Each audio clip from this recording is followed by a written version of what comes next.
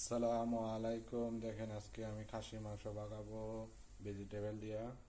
তো খাসি মাংস পাকানোর জন্য দেখেন আমি মশলা নিয়ে নিছি। এখানে জিরা নিয়ে নিছি, আস্তা জিরা, খালবোড়া এগুলো নিয়ে নিছি।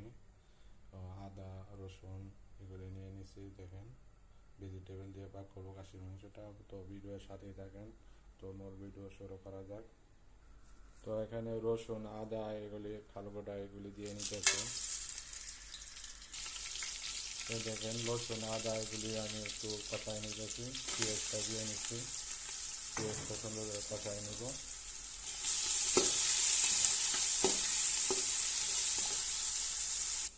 পেঁয়াজটার সাথে আমি লবণ রাখছি, পরিমাণ মতো লবণ দিয়ে নিতেছি।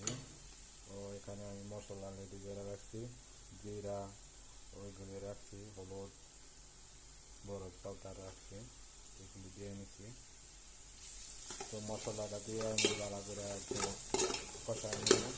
পরে আমি এটার সাথে টমেটো ইউজ করব। তো মশলাটা আমার কষানো হয়ে গেছে। আমি এখানে মিষ্টি কুমড়া আলু গাজর এগুলি দিয়ে নিতেছি। এগুলি আমি আরও দিতে লাস্টে দিব। এটি আমি বাঙ্গা এই মাংসের সাথে বাঙ্গা দিব, মিক্স করে দিব। তো টমেটোটা কষায় নিব সুন্দর করে। তো টমেটোটা দিয়ে মশলার সাথে একদম মিশাই নিতেছি।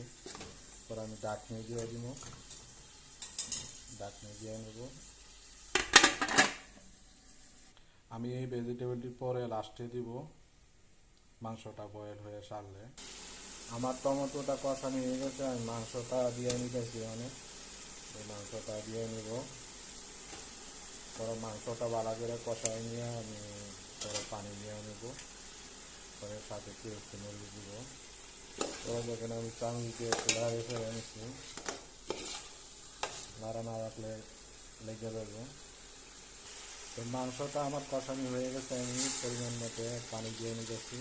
তো মাংসর সাইজটা একটু বড় বড়, তাই জন্য মাংসটা অনেকক্ষণ বয়েল করতে হয়, সেই জন্য পানি একটু বাড়াইয়ে নিলাম।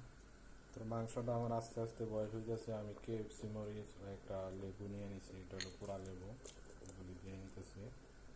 তো মাংসটা বয়েল হইতেছে, আমি বাকি ভেজিটেবলটা মাংসটা সিদ্ধ হইলে আমি বাকি ভেজিটেবলটা দেবো।